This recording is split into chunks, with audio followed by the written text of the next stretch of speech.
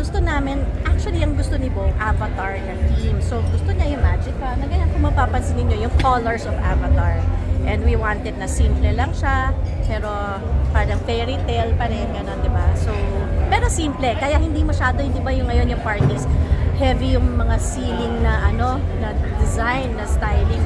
Pero ito, we wanted to show the beautiful chandelier dito sa Sofitel, and mas malaki siya tignan. And na-achieve naman, and we're very, very happy dahil na-achieve yung stylist and of course ng hotel. May mga pagbabago po ba ngayon sa treatment niyo po sa kanya bilang isang anak? Ngayon yun nga po, nasa legal age na po siya. Pagbabago, siguro mas magiging mag-guide ako sa kanya lalo. Kasi syempre, 18 na siya, adult na siya. So parang hindi naman ko siya pwedeng pabayaan na, diba? So, andito pa rin ako to guide her. Siguro mas i-guide ko siya. Syempre, diba? Kagaya nga ng sabi ni Direk Eric kanina, parang ayaw ni mami mo yung sasabihin na you're on your own because still baby pa rin namin siya. In terms of decision making, of course, kailangan pa rin niya ng guidance because 18 is still bata pa rin niya, di ba? Kailangan pa rin ng guidance yun. So of course, especially pag major decisions regarding her career, her studies, kailangan may guidance. Birthday wish. Choosing her, kumbaga, career, tsaka yung path na gusto niyang tahakin, yung course na pupunin niya, siya na po, binibigay niya na po sa kanya. May guidance. Of course, kung saan siya masaya, di ba? Kung ano yung gusto niya talaga. But may guidance. Siyempre, sasabihin ko ano yung pros and cons, ganyan. But if she really wants it, and okay naman, hindi naman siya mapapahamak or go, support ako dyan. Last na lang po, ngayon po pumasok siya sa showbiz, ano po yung pinaka-advice na ibinigay niyo po, ibinahagi niyo po, bilang naging artista rin po kayo? Na lagi siyang maging humble. Yun din yung tinuro sa amin ng parents namin. Humility and huwag kang lalaki yung ulo. Yung mga tumutulong sa'yo sa pag-angat mo, huwag mong kalilimutan, di ba? Sila rin yung mga taong mamimit mo pagkababa na, di ba? Ganun man ang buhay eh. And yun, and mahalin niya yung trabaho niya. Kung ano man meron siya, be thankful, be grateful. Pagdating sa matters of the heart, mas maluwag na? Open naman si Bo ever since nagsasabi siya sa akin. So, well, so far okay naman. Wala naman siyang sinasabi pang hindi ka nais-nais. Okay naman. At Pero allowed na siyang magpaligaw or magka-boyfriend? Kasi nga 18 na, di ba? So, nasa sa kanya naman yan kung gusto niya magpaligaw at magka-boyfriend. Allowed na? Allowed na. Pinapili niyo ba siya? Kasi di ba may ibang mga nagde-debut na Europe na lang or debut? Or pera? Pinapili, syempre. Pero dahil, since nung nag-debut yung ate niya noong 2018, gusto na talaga niya. Syempre nakita niya yung sa ate niya. So, yung next na sister niya, ganun din. Gusto na rin ng ganito. May isa pa. So, malamang ganito may rin. Isa na lang, Four may isa girls na lang. Dalawa pa. Dalawa. Ilang girls? 4. Four. Okay. What was the choice? The other choice sana kung hindi party? Biyahe. Biyahe.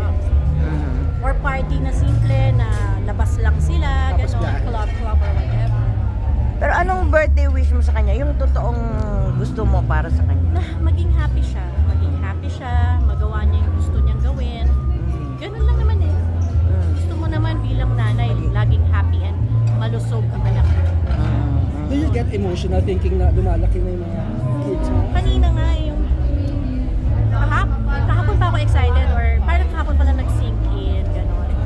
Tapos ako ba yata yung excited. Kanina sinilip ko nung nagsiset up. Naluha ako kasi parang, oh my gosh, ito na. Mag-18 na talaga siya. So, yun. But that's life, diba? Pero, Miss Arlene, nakita namin yung development ni lalo na nung pumasok siya talaga sa Star Gala. Yung development niya na parang being shy. Kasi dati nung nag-audition siya, parang wala siyang balak ng artista, nakikita namin sa kanya. Pero ngayon, ibang-ibang na yung... Mahihain kasi siya, pero mahilig talaga siyang mag-artista. Since bata siya, mahilig siya mag-artista. Pag nasa stage siya, may meron siyang tindig, may presence siya eh. So, I think talagang gusto niya yung ginagawa niya. Nakita niyo po yung development na...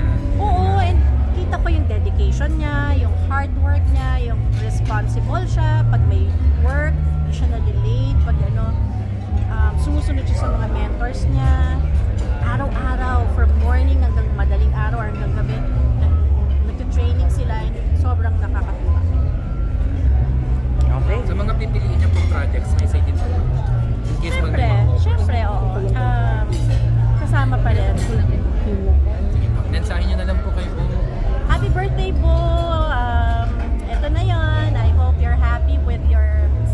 television. And we just want you to be happy. Yun lang naman. And sa career mo, pagtitihan mo, ingatan mo, mahalin mo ang trabaho mo at ang mga kasama mo. And nandito lang ako para sa'yo. I love you so much. May questions pa daw po si Miss Jackie. Ay, oo, sorry Miss Arlene, darating ko lang. So ngayon, na 18 na si Bo and pumasok na rin siya sa showbiz. Anong mga advice ang binigay mo sa kanya? Na, okay na?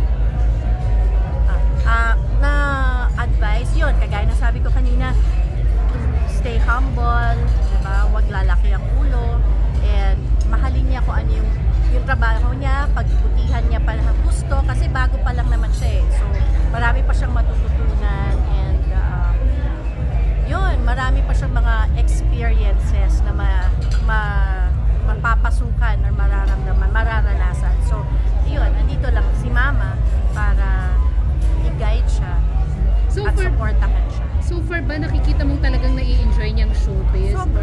Sobra talaga. Tsaka nag-e-enjoy siya na yung sa mga kasama niya sa Starcada, talagang super close na silang lahat. Nakakatuwa kasi alam ko, parang naalala ko yung kami nun sa Kayo, dance. no. Diba? Ganon. Kaya nakakatuwa. Tapos nakikita mo rin yung mga parents, yung mga nanay, ganon. So, ikaw din, nandun ka. Kami din yun. So, may tendency ka bang maging stage mom? Parang wala. Parang okay lang ako eh. Okay lang ako. As long as hindi makakasama kay Bo. So, hindi ka naman yung todo bantay, todo. Hindi. Si Bo, siya yung nag-aayos ng gamit niya. Kung may shoot, siya yung... I just let her do her thing. And since 18 na siya, allowed na ba na magka-boyfriend or meron na? Eh, syempre, 18 na eh. Diba? Darating talaga yun. So, abangan na lang natin. Ano namang advice mo sa kanya about love? About love, sabi lang namin bata pa siya, may career siya, mag-enjoy lang siya, huwag magmadali. And, ayun, ganun din. Ano man, may tanong ka about love, nandito naman. Okay lang sa'yo kung sakali na showbiz ang boyfriend niya? Or Kung hindi naman natin maiiwasan niya, nasa showbiz siya. Ang parents niya, showbiz, mga tito niya, showbiz, mga pinsan niya, showbiz. Saan pa? Lalayo pa ba? Pero syempre, di ba, okay lang ako. Okay lang ako. Basta mabait. Basta hindi siya sasaktan. Yun lang, basta mabait at hindi siya sasaktan. Mabait. Yung may inspire din siya.